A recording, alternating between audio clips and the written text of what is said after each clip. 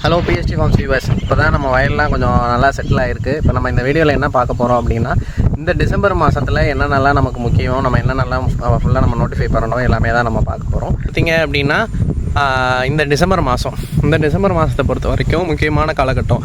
அதாவது ஒவ்வொரு டில்லர்ஸும் வந்து என்ன சொல்கிறது, அந்த தண்டு உருண்டு கதிர் ஃபார்ம் ஆகிற நேரம்.